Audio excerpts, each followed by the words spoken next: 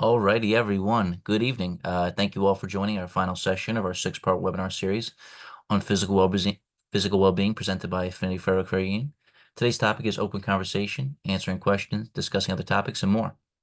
My name is Nicholas Mataliano, and I am the Wellbeing Communication Specialist here at Affinity. Today's presenter and expert guest is Anthony Rusumano, founder of Rusumano Training LLC and personal health coach for exercise, nutrition, and lifestyle.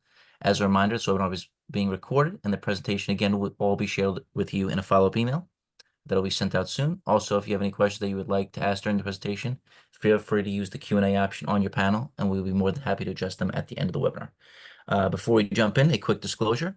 This information is for informational purposes only and is not intended to provide general guidance and does not constitute medical advice. Each person or person's circumstances are different and may not apply to the specific information provided. You should seek the advice of medical professionals to discuss your specific needs before making any medical, dietary, or lifestyle commitments regarding the matters related to this webinar series.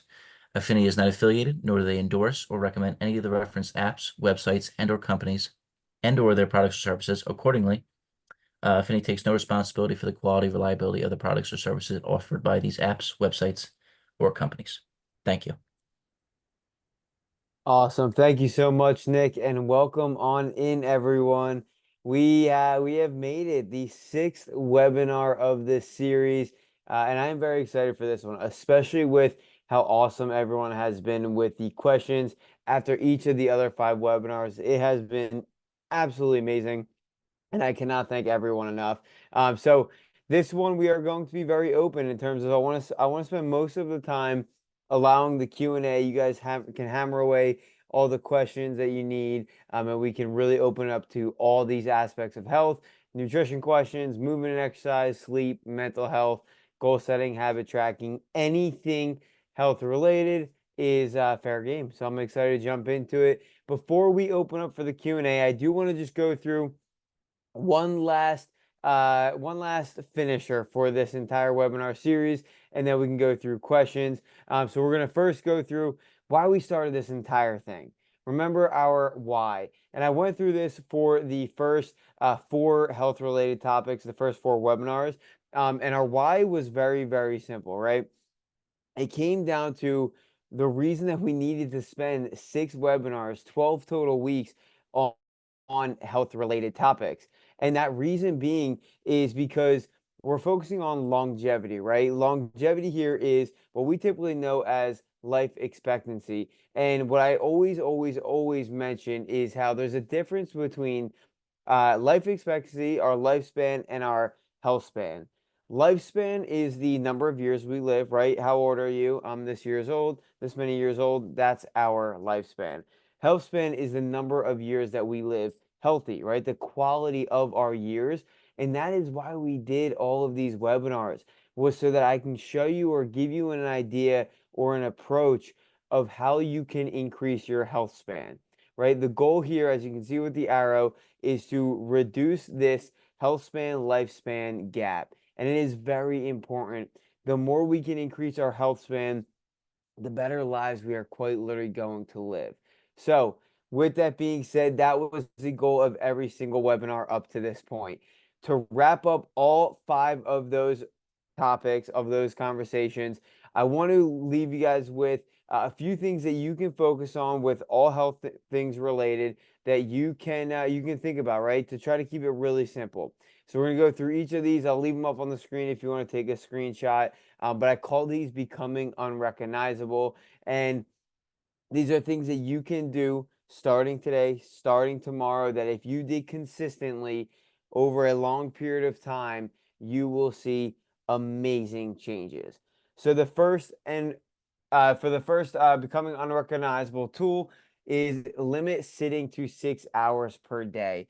Okay, and there's a reason that I didn't say get this many steps per day. And this is because we're talking about movement versus exercise here, right? That was the second webinar. Limit sitting to 6 hours per day so that you're not just having to get steps in per day. If you have a standing desk and you can just be on your feet, that is movement, right? We emphasized that in the beginning. So try to limit sitting to 6 hours per day. Next up, sleeping 7+ hours per night, right? And I know I put a quantity here, but as you guys may recall, if you were on the sleep webinar, we talked about this QQRT, and that was quantity, quality, regularity, and timing. Each of these four things are absolutely essential for getting a proper night's sleep. So yes, we did put 7+ hours, but you want to make sure the quality of sleep you're getting is great, right? You want to get both phases of sleep. You want to make sure that the timing that you're falling asleep is along with your circadian rhythm, not too late, not too early, and that you are doing it on a regular schedule consistently. All right. So limit sitting time to 6 hours per day, sleep 7+ hours per night of quality, looking at that QQRT, then consuming 1 gram of protein per pound of ideal body weight per day. Okay, so easy example, if you're 150 pounds, your goal would be 150 grams of protein. Now, say you are trying to gain weight and this person that's 150 pounds wants to be around 170. Well, then they might bump their protein up to 170 grams because that is their ideal body weight. Okay, so you want to do it with your ideal body weight. Let me preface, it is not going to be easy in the beginning. It's going to take some time. You got to find the right protein sources. You got to structure throughout your day. So just don't try to rush that as well. It does take time. Next thing after protein is hydration. Drinking half an ounce to 1 ounce of water per pound of ideal body weight again, right? So same exact example, 150 pounds, 150 ounces, which is a little over a gallon. A gallon is 128 ounces for reference. Again, same thing with protein. You cannot go from only drinking or consuming 50 ounces of water and then going to 150. It doesn't work like that, especially with water and especially with protein. You're going to feel bloated, you're going to feel good, or you're going to feel full, which are good things. However, we don't want to want to be over bloated or over full. So ease your way into it. I would go week by week, incrementally increasing your protein or water amount. General rule of thumb: if you increase 10 grams or 10 ounces per week, it'll add up over time, and it's not too crazy of a difference each week. So that is a good way of going about it. All right. And then next up, let's get into exercise, right? We have our movement of limiting sitting to 6 hours per day. Now we have our exercise of our goal resistance training 2+ days per week. Why did I put this in here specifically? Because I remember we were emphasizing movement and exercise are both good. Well, we have our movement and our exercise in terms of resistance training is all for trying to maintain or gain lean muscle mass. This goes along with protein as well. The reason we want to consume protein is to gain or maintain lean muscle mass. Reason we want to do this is two things. One, muscle mass and lean muscle mass is absolutely essential for longevity and health span. The more muscle mass you have, the healthier you are, the stronger you are. And on top of that, if you're trying to maintain a healthy weight, muscle mass is absolutely crucial because what happens when you have more muscle, your metabolic rate is actually higher, which simply means you're burning more calories throughout the day without any additional movement, right? So you have more muscle mass, you're burning more calories throughout the day, therefore you're able to maintain a healthier weight. All right, so that's what I want to throw in there as well. Resistance train to at least 2+ days per week. And then as you get more and more comfortable with it, you can increase that as well. And then last but certainly not least, going off of the webinar from 2 weeks ago, and the webinar before that with mental health, allocating 5 to 60 minutes of personal time per day. I know it's a wide range. The reason it's a wide range is because some people can only find 5 minutes. Some people are willing to find 60, right? So as long as you are just allocating any time to yourself personally is essential. What do I mean by personal time? It can quite literally mean anything. This can mean spending the first hour of your day before work, reading, exercising, anything that is going to benefit you, that is for you personally. That's what I mean when I say allocate personal time. All right, so these are all of them. All the things that wrapping up the entire webinar series of what you could do every single day to become unrecognizable. Don't do these absolutely to a T and expect yourself to do all six of them every single day. It's going to take some time. You're going to have some bad days. You're going to have some good days.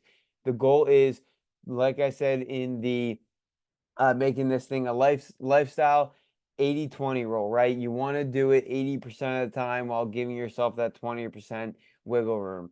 All right, so limit sitting time to 6 hours per day, sleeping 7 hours per day, but making sure you're focusing on QQRT, consuming 1 gram per pound of lean body weight or ideal body weight per day, drinking half an ounce to an ounce of water per pound of ideal body weight per day, resistance training at least 2 days per week, and allocating some personal time every single day.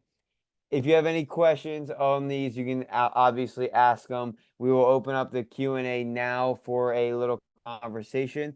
So I'll leave these up for a few minutes and then I will go to the resource page. But again, if you have any questions on these, you may put them in the Q&A box now. Awesome. Thank you, Anthony. We actually have quite a few questions that came over via email from a few viewers. I'll start off with the first one here. Is there any myths you would like to debunk on nutrition? Oh, I love this question. Yeah, so we actually touched on a few of them. A lot of myths, especially with the realm of social media today. You got to be very careful. So some of the ones that just pop in my head are the classics, right? Carbs are bad for you, fats are bad for you, red meat and eggs are bad for you. I mean, we can literally find anything in nutrition related um, research that is bad for you. On the other hand, we can also find anything that is good for you. So you have to be really careful to begin with. Um, in terms of debunking, there's one and there's one method that I consistently use every single day to debunk these myths, and I try them myself. I try carbs and see how I feel. I try fats and see how I feel. I eat red meat and eggs and any other thing that is deemed bad. I try it so I know if it works for me. Because at the end of the day, when it comes to nutrition, fitness, anything health and well-being related, it is so person depending. We are such different humans, person to person, and we cannot relate anything across the board. Obviously, there are some things that are going to connect and make sense and be similar, but again, when it comes to these very specific things, you have to make it for yourself. So there is no harm, no foul of trying different things and seeing what works for you. This health journey should not be a rushing, and it cannot be a rush. So whether that's nutrition myths or fitness myths, anything, any health myths, the best way to debunk them are to try them yourselves reasonably and then see if it works for you. If it does, great, keep it going. If it doesn't, then I would avoid it. How do I set up a fitness goal that works best for me? hmm Yep. So again, that's perfect, perfect transition into what I was just talking about. Right. So a couple of things that you want to do to get started. First off, recognize that the hardest part is getting started. So I think first and foremost, you need to figure out your why, right? We started this conversation with a why. Why are we doing these webinars, all of that. So what I would say is in order to get started, come up with a why, come up with that goal, and it has to be a true why. A why shouldn't be to gain this weight or lose this weight or to look this way. It needs to be significant enough that's going to allow you to stick to it. And then you can set your goals, right? After you have your why, after you have what you want to do, you want to break down that goal, that big goal, into a bunch of smaller goals, like we did on the goal setting webinar that you can check out as well. Once you break down those goals, it's really going to be simple to take your why, your big goal, into minor goals, and then into process goals, goals of ways that you're going to get there. And then, as you know in the webinar, if you're able to watch it as well, you can take these process goals and make them into daily habits. I highly recommend setting it up that way so that you have your why, you have your main goal, your reason that you're doing it, you have your smaller goals that you are going to be able to achieve over time that are going to push you to that next goal and it's going to push you to that big goal. And then you have your daily habits and routines that are going to allow you to hit those smaller and process goals. Right. So it's this chain of events that's going to work really well and it goes into all aspects of health. And then, like I said, with the myths, don't be afraid to try things and to reset and to restart and to just continue to try and try and try. You're going to find your you're going to find what works for you, and that's the most important part, finding what works for you. So, um, take this journey, take this process, and look at it long term. Take your time, set your goals, restart your goals, and I would say go from there. Could you please give some examples on what resistance training is and what are the advantages of them? Yes, of course, love that. So, resistance training. Let's keep it really simple, right? When we're talking about resistance training, we are talking about training with resistance. And what that means is anything that is an external load on your body, an external pressure or force on your body, right? So for example, when we're talking about resistance training, easy example is a resistance band, right? When you do anything with a resistance band, it is applying force to your body externally. You're using this. So, for example, if you're using a resistance band and you are doing, let's say you're doing resistance band rows, right? What that is doing is that is applying force to your back muscles from the opposite direction so that it can completely stretch and contract that muscle, and that stretching and contracting of that muscle with the resistance is what grows a muscle. Okay, so that is the idea of resistance training, is using an external force to put some load on a muscle. For example, we're talking about cardio, if we're talking about running, right? There's no external weight. There's no weight that you're putting on. There's no weight that you're carrying. It is all just your body doing it. So that's what it comes down to, is putting some extra weight on or extra load on a muscle so that you can perform a complete contraction and stretching of that muscle so that it grows later down the road. And that is what it comes down to. That is the reason why I mentioned resistance training was so important to build muscle, is because, don't get me wrong, cardiovascular training and running and doing all of those, it does build muscle, but it more so maintains muscle, because this is the difference between muscle strength and muscle endurance. Muscle endurance is cardio. That's what we think of, allowing the muscles to do things very repetitively over time. Muscle strength is resistance. This is where you're not going to be doing it for many reps. You're going to be doing it for a lot less reps because there is a higher load, there is a higher weight. So that is truly what resistance training is. And at the end of the day, it just comes down to fatiguing the muscle so that the muscle can regrow and grow bigger as well. As a vegetarian, what information nutrition-wise should I know? Love that. Yes. So I love this because this goes into, right, the myths and debunking nutrition, all of that, because it's very common on social media to put down all these different diets, right? Vegetarian, vegan, carnivore, you name them, they're all out there. I personally, especially with my coaching, I do not say no to any of these diets. Reason being is, like I said, there's different things that work for different people. The reason I love this question is because you are thinking outside the box. You're thinking, okay, this is the diet that I'm choosing, but how can I do it in the best way? So I love that. So in terms of vegan and vegetarian, what you really need to consider, the number one thing is going to be protein, right? As a vegan or vegetarian, you're not getting one of the main sources of protein, which is animal proteins, animal meats. You have eggs, dairy, all of that kind of stuff. So with that being said, you need to be a little bit more diligent on your protein intake. I have a couple of vegan clients that hit their protein. They hit 150 grams of protein every single day. So it can be done. So what you need to focus on is getting a variety of protein sources in every single day. Protein sources for a vegan or vegetarian, you're going to have your main ones, which are tofu, tempeh, couple others on the top of my head.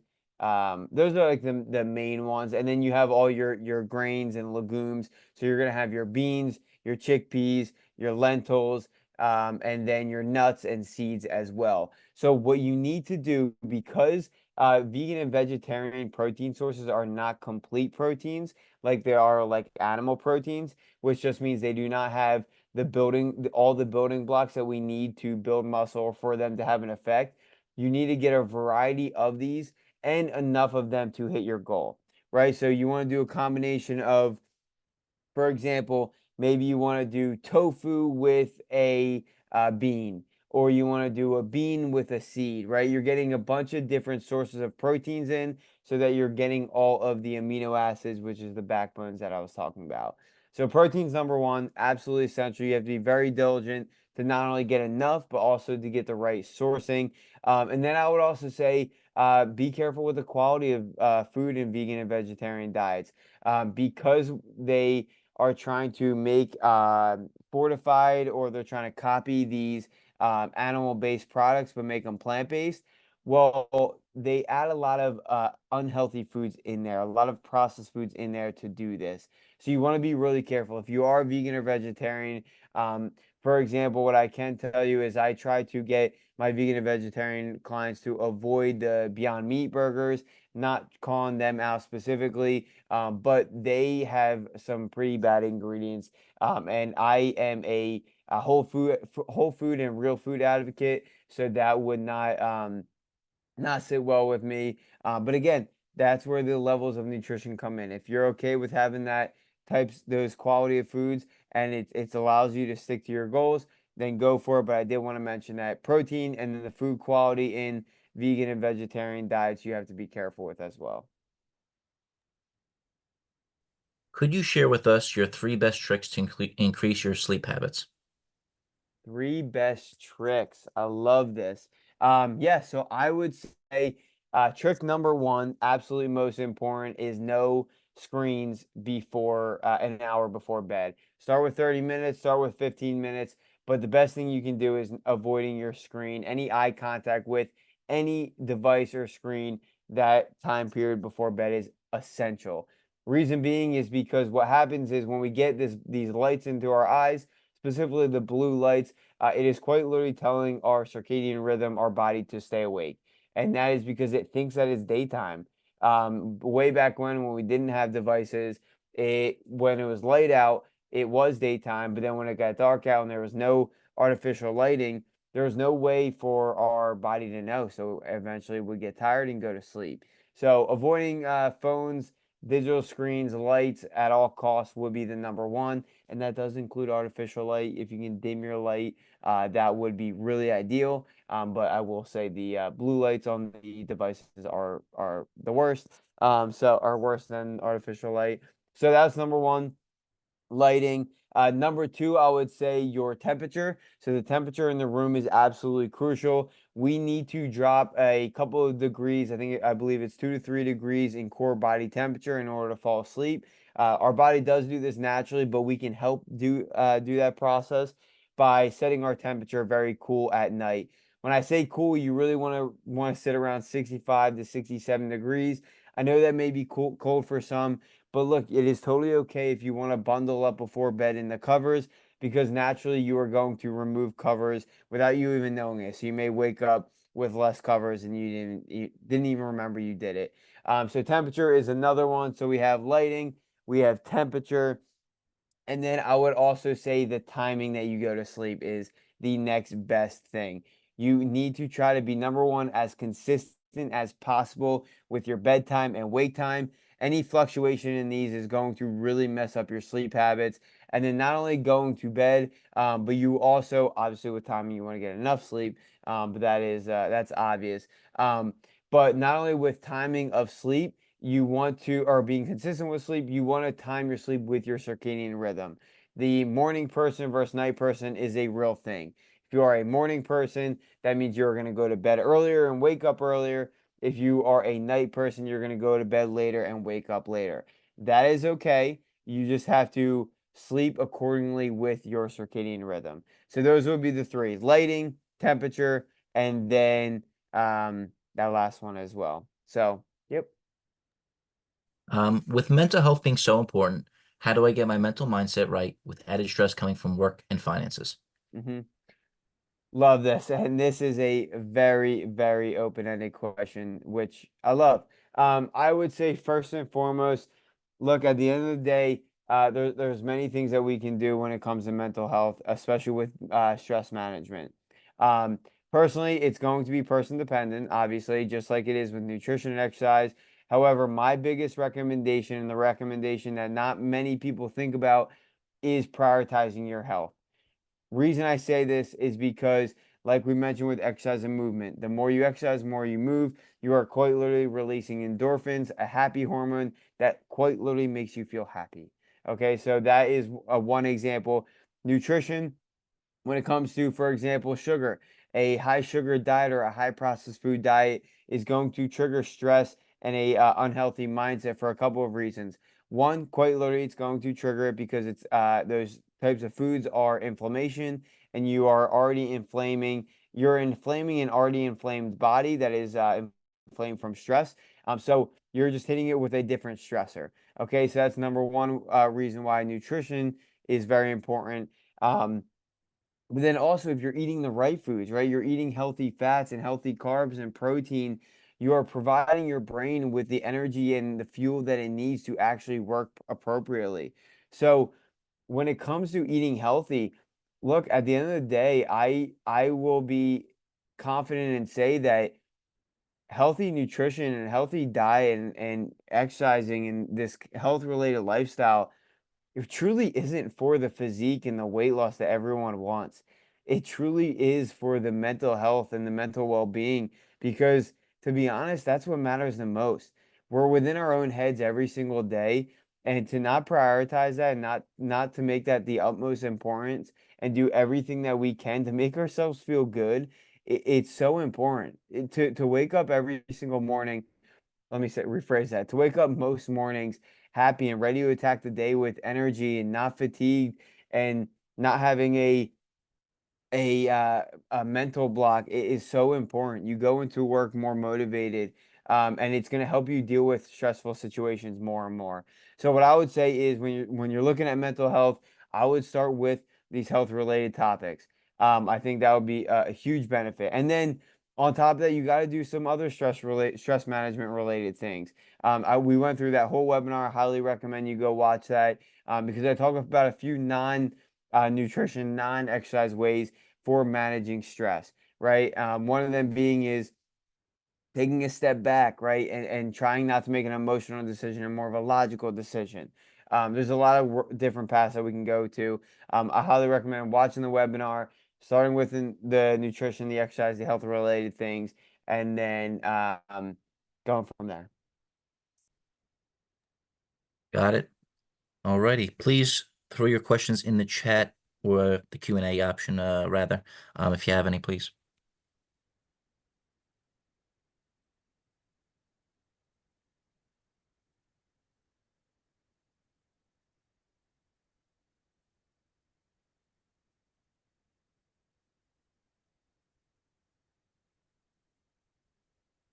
All right. It looks like we don't have any here, but if you have any, please email me or email Anthony as well.